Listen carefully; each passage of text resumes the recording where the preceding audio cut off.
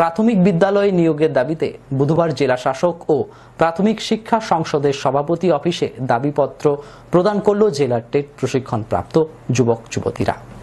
2015 সালে টেট প্রশিক্ষণপ্রাপ্ত যুবক যুবতীদের প্রাথমিক বিদ্যালয়ে নিয়োগের দাবিতে বুধবার পশ্চিম মেদিনীপুর জেলা শাসক ও প্রাথমিক শিক্ষা সংসদের সভাপতি অফিসের দাবিপত্র প্রদান করল টেট প্রশিক্ষণপ্রাপ্ত যুবক যুবতীরা।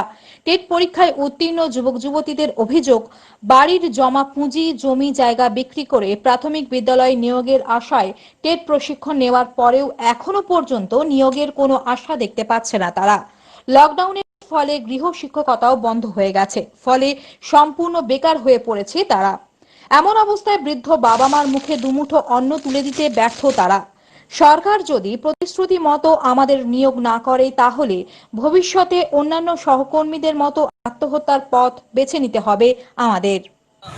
আমরা অত্যন্ত নিম্নবিত্ত এবং গরিব ঘরের সন্তান।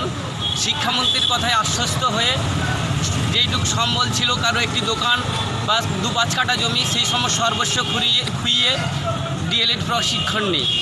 এর মতো করোনা পরিস্থিতিতে আমরা এখন পথে বসেছি। বৃদ্ধ বাবা মাকে দুমুঠো ভাত খাওয়ার ব্যবস্থা করে দিতে পারছি না, আমাদের বৃদ্ধ বাবা মাকে চিকিৎসার ব্যবস্থা করে দিতে পারছি না। গৃহ শিক্ষকতা করতাম, সেটাও করোনা পরিস্থিতিতে সম্পূর্ণরূপে ব্যর্থ। আজকে আমাদের সহকর্মীরা আত্মহননের পথ বেছে নিয়েছে। হয়তো বর্তমানে আমাদেরও সেই রকম পরিস্থিতির মধ্যে আমরা পড়তে পারি। তাই মাননীয় শিক্ষামন্ত্রী এবং মুখ্যমন্ত্রী মাননীয় দিদির কাছে অনুরোধ, আমাদেরকে নিয়োগ করে আমাদের এই বেকার যন্ত্রণা দূর করুন, নইলে আমরা হয়তো আমাদের সহকর্মীদের মতো আত্মহননের পথ বেছে নিতে বাধ্য হব।